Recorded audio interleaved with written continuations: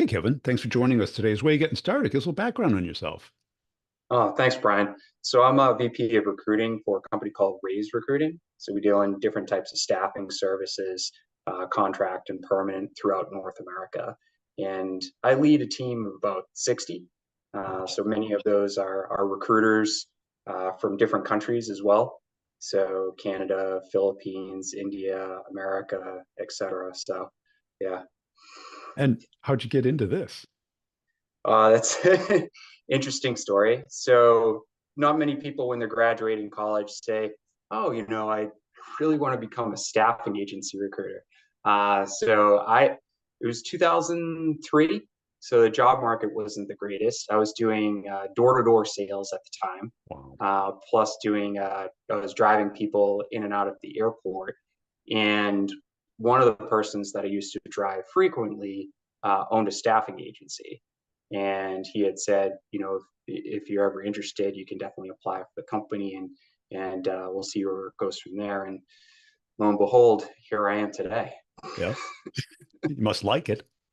Yeah, yeah, I love the interacting with people, uh, getting to know them, understanding their motivations, what drives them, what's ultimately going to make their decision to work with me on a job, or the recruiters I support, having them work with them on a job over other staffing agencies that are calling them for the same job. Yeah. And why leadership? Uh, Affinity towards it. Yeah. So I just always enjoyed watching other people succeed and figuring out like how to get them in a successful motion. And a lot of times it's just understanding like those intrinsic motivations and then removing anything that could potentially demotivate them. Such as Mm. A lot anything. of the micromanagement that you go through. Yeah. Always understanding that there's certain actions, obviously, that need to take place for outcomes, but really understanding mm, bureaucracy that needs to be removed, um, things that really just don't make any sense for them to be successful, and making sure that they have what they need in order to be successful, whether it's the tools, the training, in this case, one of the things that we're talking about today in terms of brevity. So all those different things. Yeah. And what do you look for in a salesperson when you're Hmm. hiring? It's the natural inquisitiveness and the ability to be coached, as well as you look for somebody that just wants to succeed, not just out of like a competitive nature, but almost like a self-competitiveness. Like they're trying to hold themselves to a higher standard. An identity, who they Yes. are. Yeah. Exactly. And that curiosity, how do you determine that exists? That's difficult.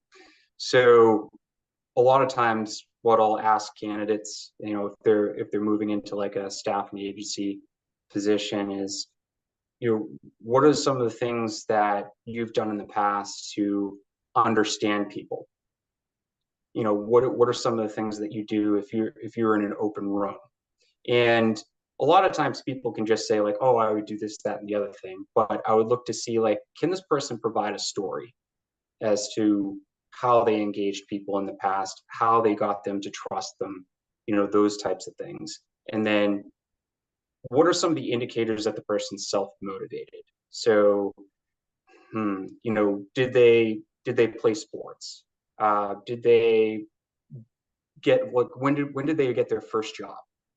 How did they pay for school potentially?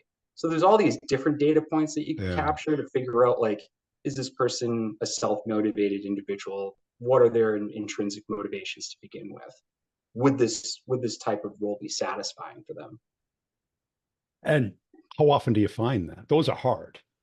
Rare, you Rare. know, Yeah. rare.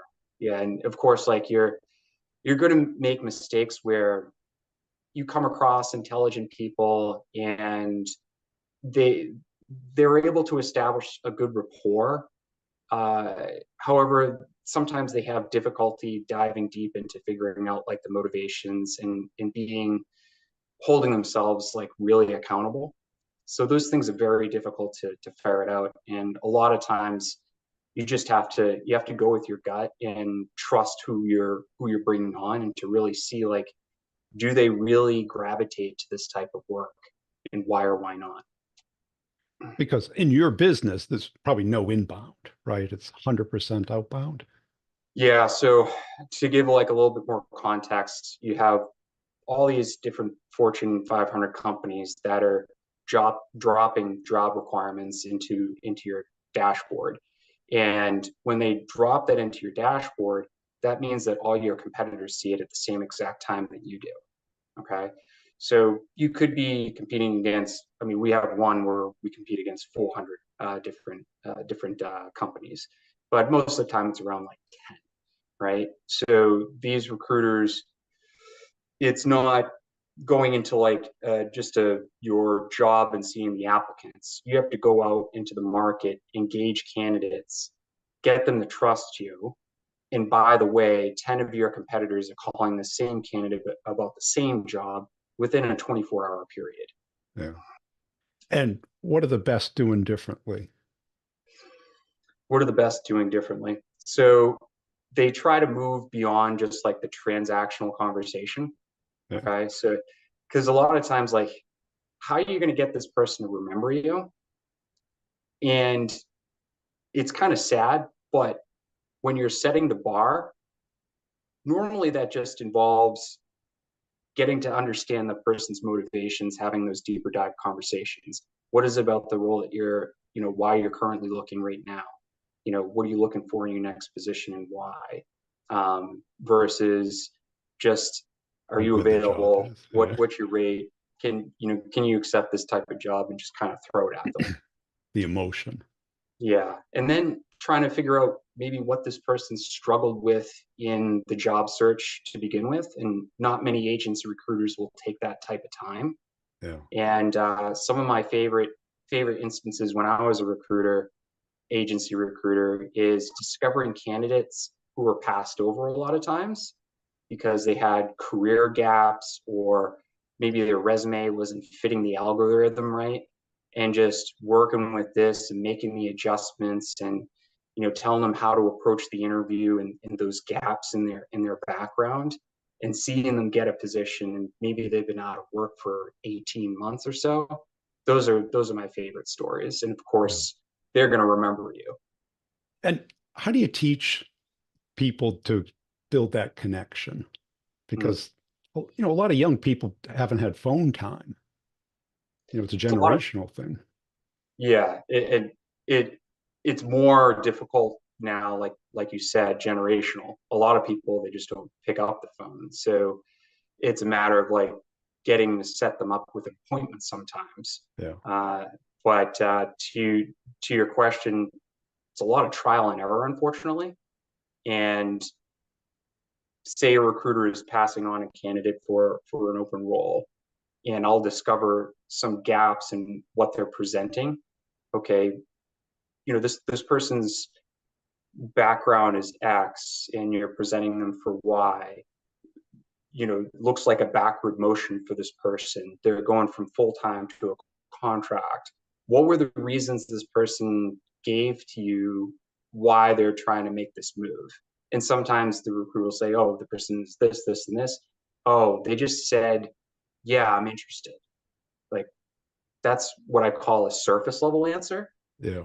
You're supposed to go, okay, another level deep, another level deeper, and really start to really understand that motivation as to why they're making that transition, or looking to make that transition. And how long is it before you know someone's going to make it? If I were to put a timeline on it, about 90 days, 3 to 4 months.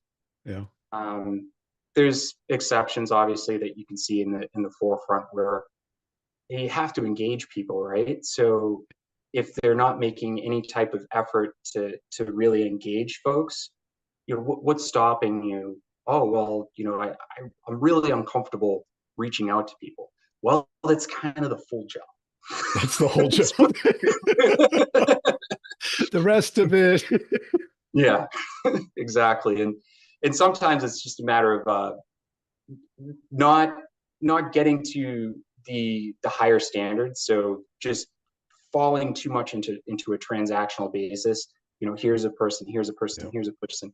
Okay, well, you need to ask these types of questions. You need to dive a little bit deeper here. And some people are able to do it, and some people just can't bring themselves to be uncomfortable, because you have to get uncomfortable Yes. in order to ask those Yes. deeper level questions. How did you do that? Forced it, You did. forced myself in a way. So one thing that I'll look for is, does this situation make me uncomfortable? And if it's a yes, I should probably do it. But I've started off, the positions I staffed initially were highly transactional in nature. So it could be a major bank that would ask for 30 people to start next week on a desktop refresh project. So I would have to call all these people. And back then, I had to get their social security number while I'm on the phone with them, get a contract ready and out the door. And it's just a matter of minutes that you're doing all this. So that really got my feet wet, so to speak, on getting over that fear, because you have to make those calls. And then once I started to transition to more complex roles, that's where I understood that my talk tracks and line of questioning and how I engaged candidates in this world didn't marry as well into this world.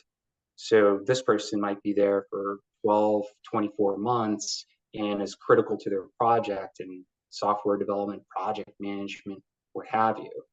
And these short conversations no longer worked. And I had to turn into 20 and 30-minute conversations where I'm understanding the person's motivations, their background, are they qualified for the position, all while selling myself to the candidate, Yeah. selling the job to the candidate, and then I have to sell the candidate to the job and the person that's hiring for the job. And have you seen other people take more of making make it fun? Oh You yeah. know, make it funny, engaging, make it part of their personality. Yeah. So before the COVID, in normal situations, you'd be on a recruiting floor. So you'd hear everybody talking to Yeah. candidates. And I can't remember obviously specifics, but a lot of times you're laughing with the candidate, and over time you develop a network too. So this might be the third, fourth time that you're placing this person on a project or a new assignment.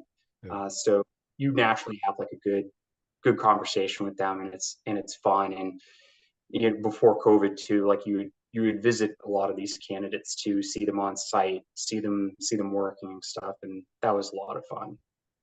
And of course, like in the recruiting floor, you gamify it yourselves with other recruiters, like how many conversions can you do here? What was your network build here?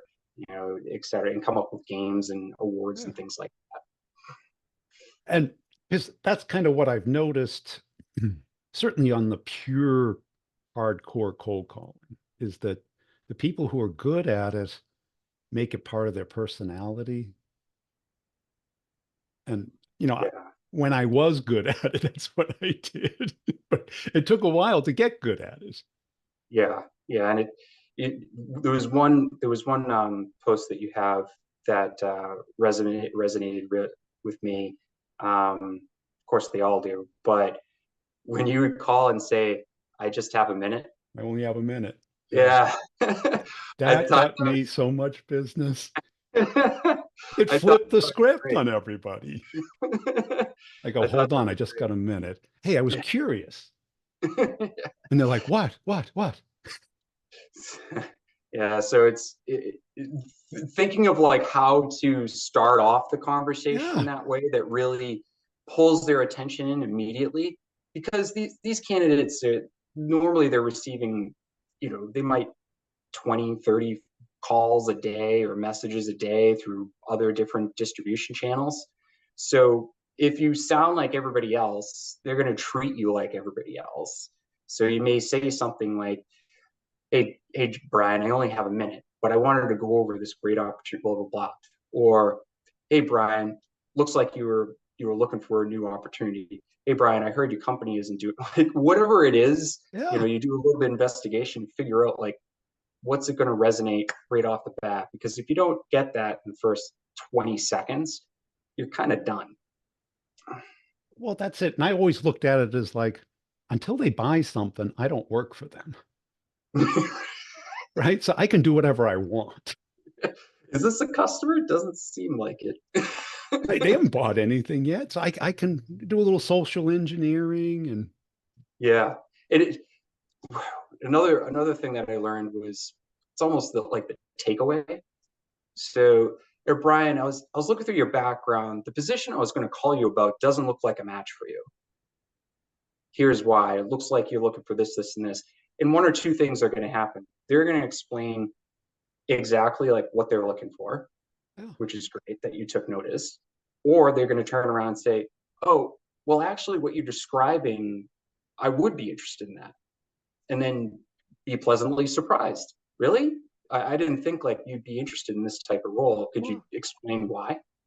well, that's it. Why call up and yell I'm a salesperson? Right. Yeah, What, exactly. until I hire you or you get placed, we're just networking here.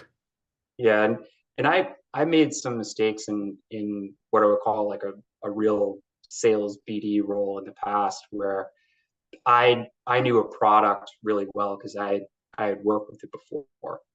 So I had just assumed that when I'm calling these folks, doing a straight up cold call in a company where there's no real brand yet, that they're going to be as equally excited about it as I was. Yeah, weren't I they? was very, very wrong. Well, this is how salespeople think. Yeah. If it's my job to sell it, it must be someone's job to buy it. I was like, oh, I'm a subject matter expert. This worked well for me. I'm just going to call people up, and See if they have any they're just going to buy questions. so much product from me. It's going to be Yeah. amazing. And how have you liked leadership? I love it, Yeah. and it's all about seeing people grow and succeed, and then also figuring out if there are gaps between where they are now, where they need to be, and there's some sort of demotivating factor, going through the process of figuring out how to remove those things. And then the strategy components, like how do you put everything together and all these different pieces together so people are in the best spots to utilize their strengths to be successful and service the customers in the best way possible too. Yeah. And I think that takes a lot in terms of engaging at the individual level as well as looking at everything broadly. Yeah. And how have you trained your reps? How do you get them up to speed fast? So one of the you're going to have like your typical LMS tools, learning management system, where it provides you certain information, but you're only going to retain about 10% of that, right? You go through the modules, you go, oh, great, that's great. And then like afterwards, you're like, I got it. And you don't remember any of it, right? It's good to have it, but you need to actually put it into action.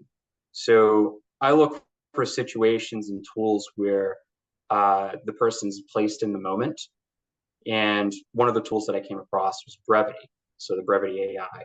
And in that, you have the real role playing, and you can create an AI avatar, download personality types, what possible objections might be, what the milestones in the conversation, and you can watch people go through those actions, and you can do it over and over again, so they build that muscle memory. And one of the biggest takeaways from that, especially with my population, because there are a lot of them, English is the second language, and they're calling candidates in a different country. So yeah, so it has to do with building confidence. And that was the first reaction I got when people went through the platform. I asked them, what's different now? Why is there more activity? Why is there seemingly, better outcomes here? It's a level of confidence that these recruiters just have more confidence engaging these higher level candidates and architects, cybersecurity, AI, etc. So that was huge. And then in the moment, so when I'm going through jobs, a lot of times I'll go into the requisition and asking the recruiters this technology, that technology, what to look for. And that gives them confidence too as to how they should be approaching the market, where they should be going, who they should be engaging. That's it. Because I think too many sales leaders look at sales as just an activity and knowledge. Yeah, no, no, like it's practice. It's practice and also establishing useful metrics. So, okay, if we're falling short here, how do we find out why? And then how do we improve that area? Right. And that's it, because you brought up the original problem. If they're not comfortable making calls to strangers, that's the job. Yeah. And they may have the confidence out of the gate to reach out, but once they meet up with, no, I'm not interested, it's kind of like moving on to the next person, whether it's because of time constraints or they feel like they need to get to the next person, but instead asking why, diving in deep. And then now you have somebody that remembers you and you can engage that person again for when something does open up. And it's going to register in your head as well. Like, okay, I talked to Brian about this opportunity for a sales leader. He wasn't interested in that at the time, but he is interested in this type of role. Let me give him a call back and tell him what I have. Yeah. And have you found any other backgrounds other than athletics? Maybe, Yeah. So anything that involves team collaboration, yeah, have some sort of like competitive element, um, in anything that really involves having the person getting to know others in order to succeed. yeah, kind of empathy. Mm-hmm. What are they thinking? What are they going through? How do I get into their head? What do they care about? And I had sales training early on, and one of the things that really stuck with me is when you're going through when you're when you're demonstrating that empathy and you're finding those emotions to name the emotion. So if the person is, I have a glass ceiling right now, there's not a lot of opportunity to move into the next position. That sounds frustrating. And naming that emotion and shows that you're listening, obviously. Yeah. And how about like service backgrounds, bartenders, hospitality? Yeah. So anything like if you're a bartender, actually, I'm trying to think back. I've definitely had like people that have come. I've come from the wait staff industry. I worked at probably like 5 different restaurants. So yeah, absolutely. Anything where the person's engaging in conversation and asking deeper level questions. Plus, like with bartending and wait staff, that is a hustle, right? I Yes. used to drink like 6 coffees while working in the restaurant, just powering through things, Right. and it was exciting. It's just that energy that you just feed off of, Yeah. and And the you kind of emotion. got anticipate people's needs. What are their signals? Do they want the bill? Do they want another round? Are they waiting for their food? Yeah, table turnover is key, right? So Well, yeah, and like they're done.